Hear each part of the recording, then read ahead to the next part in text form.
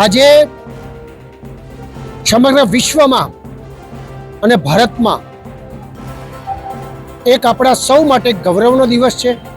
એટલા માટે કે આદરણીય ડૉક્ટર આંબેડકર સાહેબનો આજે 134મી જન્મજયંતિ નિમિત્તે 14મી એપ્રિલ આપણે બધા આખો ભારત તમામ 140 કરોડ લોકો આખો દેશ જ્યારે ઉજવે અને એમનું અદ્ભુત એમ કહી શકાય કે ડૉક્ટર આંબેડકર સાહેબ 32 ડિગ્રીઓ ધરાવતા હતા, 9થી વધારે ભાષાઓ જાણતા હતા અને કોલંબિયા યુનિવર્સિટીમાં સૌથી પહેલાં આપણે જે કહી શકાય એ ભારતીય એમને એક એવોર્ડ મળ્યો હતો।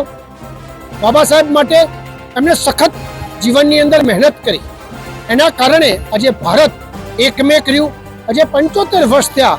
ભારતની પ્રગતિમાં સૌથી મોટું કોઈનું યોગદાન હોય તો ભીમરાવ ડૉક્ટર આંબેડકર સાહેબનું રહ્યું છે અને હંમેશા એમને જે કરેલા કાર્યો એનાથી આજે દેશ 21મી સદીમાં ભારત 5મી મહાસત્તા પર પહોંચ્યો છે। ડૉક્ટર આંબેડકર સાહેબ કહેતા કે એમને એક સૂત્ર હતું અને એમ કહેતા શિક્ષિત બનો, સંગઠિત બનો અને સંગ્રહ કરવો પડે તો આગળ ચોક્કસપણે કરો। આપણે બધા એમના મૂલ્યો જે છે, એમના જે વિચારો છે એ વિચારો આપણા જીવનમાં ઉતારીએ અને આજના પ્રસંગે એમને સાચી શ્રદ્ધાંજલિ આપીએ એવી આપ સૌને મારી વિનંતી છે।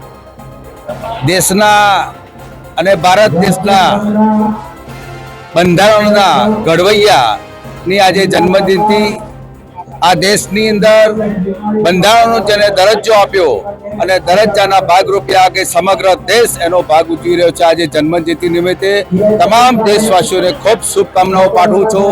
બાબા સાહેબ આંબેડકરના જે મૂલ્યો છે એ આજે દેશમાંથી ભૂલાય તેમ છે નહીં અને બાબા સાહેબે જે કરેલા કાર્યો છે એમના કાર્યોને સમગ્ર દેશ આજે ઓગાળેલું છે અને દેશના બંધારણમાં આજે જે પ્રમાણે દેશ ચાલી રહ્યો છે એ દેશમાં આજે બંધારણ સામે કોઈ ઓગળી ઊંચી કરે નીચી કરે એની આ દેશ કોઈ ચલવી લે એમ છે નહીં અને આજે દેશ મજબૂતાઈથી આગળ વધી રહ્યો છે અને કોટી કોટી વંદનને સલામ કરું બાબા સાહેબ આંબેડકરને કે આજે જન્મજયંતિ એની સમગ્ર દેશ ઉજવી રહ્યો છે।